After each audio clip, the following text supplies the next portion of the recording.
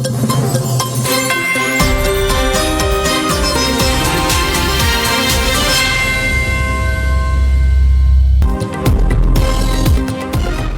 9 मई के मजीद 60 मुजरिमान अंजाम को पहुंच गए। मिलिट्री कोर्ट ने सानिहाई 9 मई पे मुलविस मजीद 60 मुजरिमान को सजाएं सुना दी। हसन नियाजी को 10 साल कैद बामुशक्कत, रिटायर्ड ब्रिगेडियर जावेद अकरम को 6 साल, group captain retired Waqas Ahmed को 2 साल कैद की सजा, मियां अकरम उस्मान और मियां इबाद फारूक को 2 साल कैद बामुशक्कत। ISPR के मुताबिक फील्ड जनरल कोर्ट मार्शल ने तमाम शवाहिद की जांच पड़ताल करते हुए सजाएं सुनाई हैं। कौम, हुकूमत और अफवाज इंसाफ और रियासत की नाकाबिल तस्खीर रिट बरकरार रखने के आज़म में साबित कदम है। अब तक सानिहाई 9 मई के 85 मुल्जिमान को सजाएं सुनाई जा चुकी है। PTI का मिलिट्री कोर्ट से सजाएं चैलेंज करने का ऐलान।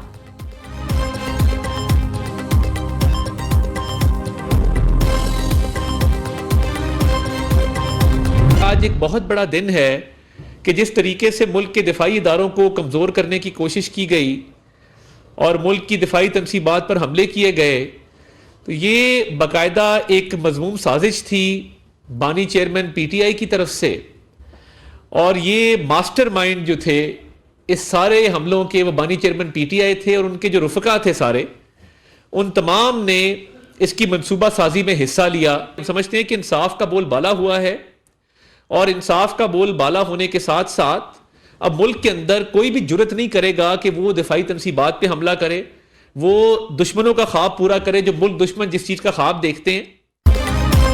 सानिहाई 9 मई बानी PTI की साजिश थी। बाकायदा मनसूबा बंदी के तहत हमले करके मुल्क दुश्मनों का ख्वाब पूरा किया गया। फौजी तनसीबात को नुकसान पहुंचाया, शोहदा की यादगारों की बेहुरमती की गई। तशद्दुद और इंतशार की साजिश करने वाले आज कैफरे किरदार तक पहुंचे हैं। 9 मई के मुजरिमान के खिलाफ नाकाबिल तरदीद सबूत मौजूद है। मुजरिमान को शवाहिद की बिना पर सजाएं सुनाई गई। वज़ीर इत्तलात अता तारड़ की मीडिया से अहम गुफ्तगू, कहा कि 9 मई के मुजरिमान को अपील का हक हासिल है। फेयर ट्रायल से इंसाफ का बोल बाला हुआ। अब कोई मुल्की दिफाई तनसीबात पर हमले की जुर्रत नहीं करेगा। मनसूबा साजों को भी सजा मिलनी चाहिए।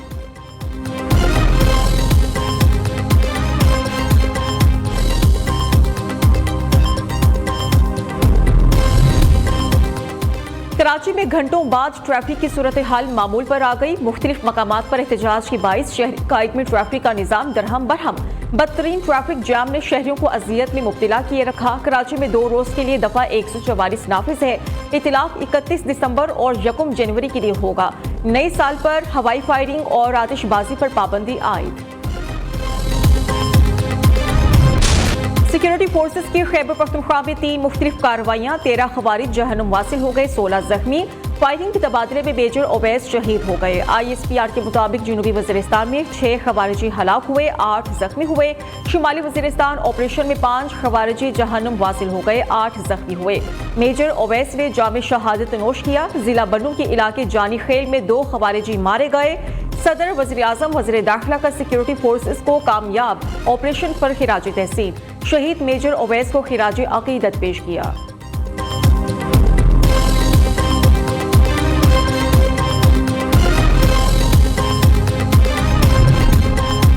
मुल्क भर में शदीद सर्दी की लहर बरकरार है। बालाई इलाकों में खून जमा देने वाली सर्दी। स्कर्दू और लेह -12 डिग्री के साथ सबसे सर्द इलाके। गिलगित अस्तोर -8, कोयटा -6 डिग्री रिकॉर्ड किया गया। खैबर पख्तूनख्वा, पंजाब, सिंध के मुख्तलिफ इलाकों में धुंध के डेरे हैं। हद निगाह इंतहाई कम है। मोटरवेज मुख्तलिफ मकामात से बंद है। M1 पर बुरहान इंटरचेंज से 4 सद्दा तक ट्रैफिक का दाखिला ममनू है। धुंध के बाइस लाहौर सियालकोट मोटरवे भी बंद है। तहरीक इंसाफ का एक बार फिर सियासी असीरों की रिहाई का मुतालबा। बानी PTI की नतीजा खेज मुज़ाकरात के लिए 31 जनवरी की डेडलाइन। बानी ने बातचीत मंतकी अंजाम तक पहुंचाने का कहा है। बानी की रिहाई किसी डील के नतीजे में नहीं चाहते। वो मुकदमात का सामना करके बाहर आएंगे। साहबजादा हामिद रजा की बानी चेयरमैन से मुलाकात के बाद मीडिया से गुफ्तगू। अपोजिशन लीडर उमर अयूब ने कहा कि फौज समेत तमाम इदारे रियासत के मातहत हैं। मिलिट्री का इदारा बतौर अदलिया काम नहीं कर सकता। सिविलियन का ट्रायल सिविलियन अदालतों में होना चाहिए।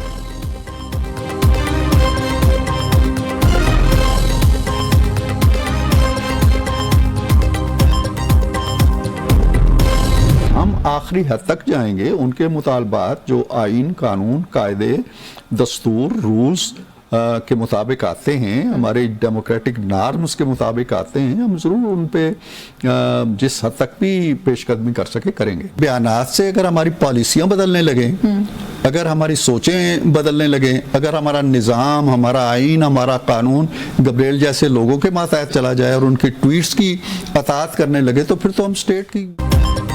किसी का कैद होना डेडलॉक नहीं कहलाया जा सकता। पीटीआई के साथ मुज़ाकरात की आखिरी हद तक जाएंगे, सेनेटर इरफान सिद्दीकी ने वाज़ेह कर दिया। मुस्लिम लीग नून के सीनियर रहनुमा ने न्यू न्यूज़ के प्रोग्राम में गुफ्तगू करते हुए कहा कि पाकिस्तान की पॉलिसियां किसी रिचर्ड ग्रैनल के ट्वीट्स पर नहीं बनाई जा सकती। सजाओं को मुज़ाकरात पर असरअंदाज नहीं होना चाहिए। पीटीआई जेलों से निकलने का कानूनी तरीका जानती है।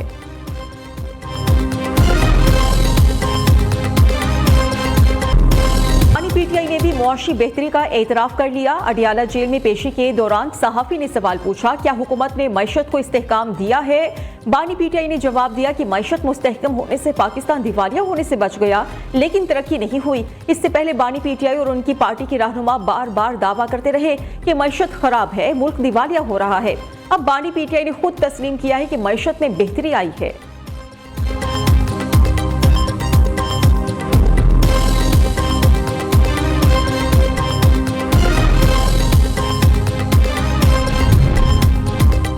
मुल्क में सालाना टैक्स चोरी 7,100 अरब रुपए तक जा पहुंची। चेयरमैन एफबीआर अरशद लंगड़ियाल का टैक्स ना देने वालों के खिलाफ कार्रवाई करने का ऐलान।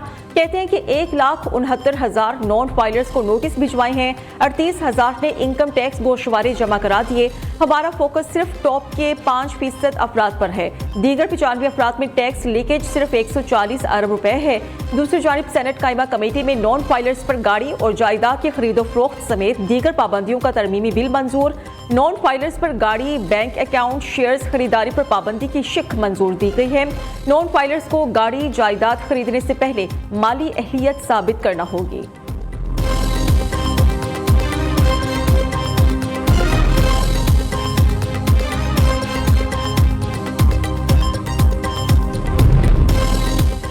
पीटीआई का एब्सोल्युटली नॉट से एब्सोल्युटली येस तक का सफर मुकम्मल। अमरीकी मुदाखलत का वावेला करने वाली तहरीके इंसाफ अमरीकी मुदाखलत पर खुशी से निहाल। शेख वकास अकरम ने अमरीका का बानी पीटीआई की रिहाई से मुतल्लिक बयान खुशाइंद करार दे दिया। चेयरमैन पीटीआई बैरिस्टर गौहर ने कहा कि बानी की रिहाई के लिए कोशा अफराद के लिए शुक्रगुजार हैं। पीटीआई किसी से भी मुल्क की मदद की ख्वाहिशमंद नहीं है।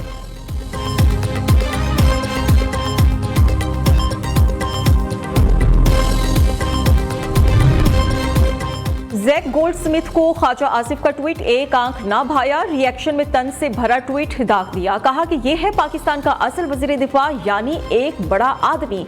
इसने ऑपरेशन गोल्डस्मिथ के नाम से एक चीज ईजाद की है जो बज़ाहिर लोगों को भर्ती करने का काम कर रही है। यकीन से नहीं कह सकता किस लिए, लेकिन ये खौफनाक और यहूदियत जैसा लगता है। इजरायली हूँ ना, किसी भी तरह इसराइल से जुड़ा हुआ हूँ। होशियार ख्वाजा साहब मेरे नाम से उलझ गए हैं। उधर ट्रंप के नामजद करदा खुसूसी एलची रिचर्ड ग्रैनल ने कहा, पाकिस्तानी वज़ीर दिफा ने जान से मारने की धमकियां दी हैं। ऑपरेशन गोल्डस्मिथ के बारे में पागलपन की बातें लापरवाही हैं। पाकिस्तानी सिफारत खाने और सफीर रिजवान शेख को कुछ वजाहतें देना होंगी।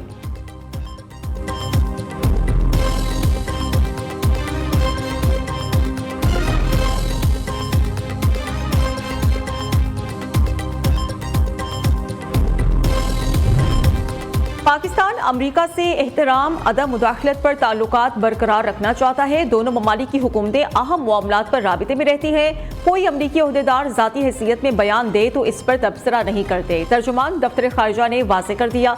मुमताज़ ज़हरा बलोच ने कहा कि पाकिस्तान अपने अवाम की सिक्योरिटी के लिए पुराज़म है। पाकिस्तानी एयर स्ट्राइक में अफगानिस्तान में दहशत गर्दों को मारा गया। ठोस शवाहिद और ऑपरेशन बेस्ड कार्रवाई हुई। बच्चों की हलाकतों से मुतल्लिक खबरें बेबुनियाद हैं। पाकिस्तान अफगानिस्तान के साथ बातचीत पर यकीन रखता है।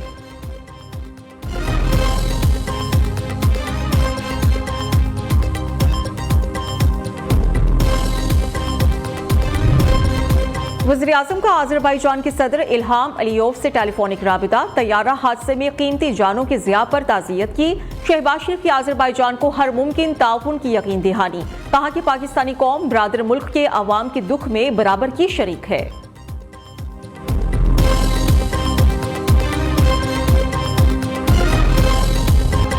मुस्लिम दुनिया की पहली खातून वज़ीर आज़म बेनज़ीर भुट्टो का 17वां यौम शहादत। मोहतरमा बेनज़ीर भुट्टो शहीद रावलपिंडी में दहशतगर्द हमले में शहीद हुई।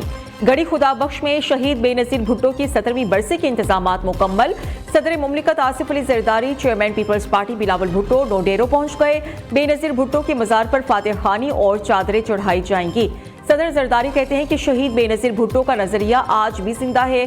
शहीद बीबी जमहूरियत की बहाली और इस्तेहकाम, अवाम की सियासी, मुआशी और समाजी हुकूक के लिए आमरीतों के खिलाफ डटी रही।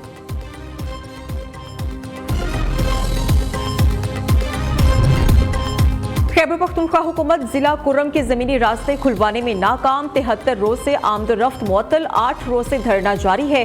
वज़ीर आला खैबर पख्तूनख्वा की ज़ेर सदारत सूबाई एपेक्स कमेटी का इजलास आज तलब। इलाके में देर पा अमन के लिए लाहे अमल तय किया जाएगा।